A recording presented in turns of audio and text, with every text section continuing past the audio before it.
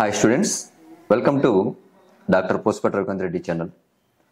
ఈరోజు ఈ వీడియో చేయడానికి ప్రధాన కారణం ఏమిటంటే, ఇంటర్మీడియట్ విద్యార్థులకి అంటే సెకండ్ ఇయర్ చదువుతున్న వారికి కూడా ఇంటర్మీడియట్ బోర్డు బెటర్మెంట్ ఆప్షన్ని కల్పింపజేసింది. ఈ విషయాన్ని మీకు తెలియజేయడం కోసం ఈ వీడియో చేస్తున్నాను. చాలామందికి ఈ విషయం తెలియదండి. అయితే ఈ వీడియో మొదటిసారి చూస్తున్నట్లయితే మీ మిత్రులకు కూడా ఈ వీడియోని షేర్ చేయండి.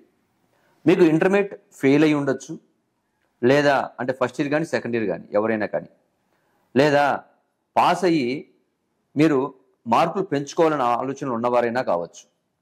ఎవరైనా సరే ఈసారి మేలో జరిగేటువంటి ఎగ్జామ్స్కి మీరు ఖచ్చితంగా ఫీజు కట్టుకొని మార్కులు పెంచుకునే ప్రయత్నం చేయవచ్చు. ఇది ప్రధానమైనటువంటి ఉద్దేశం. ఎవరికైనా సరే, సార్ సెకండ్ ఇయర్ సార్ మేము అన్నీ పాస్ అయ్యాము, మరి మేము కూడా రాయొచ్చా అంటే ఈ సంవత్సరం మాత్రం రాయొచ్చు. ఒకవేళ మీకు ఎవరికైనా ఐడియా లేకపోయి ఉంటే మీ కాలేజీలో ఉండేటువంటి ప్రిన్సిపల్ సార్ని కలిస్తే మీకు అన్ని విషయాలు చెప్తారండి, ఫీజుల డీటెయిల్స్ కూడా. మరి కొంతమంది ఏం చేస్తున్నారా అంటే మెసేజ్లు పెడుతున్నారు. ఏమిటి మెసేజ్? సార్ మాకు 20 మార్కులు వేరేసి వచ్చినాయి కదా, మరి మేము రీవాల్యుయేషన్ పెట్టచ్చా అంటున్నారండి.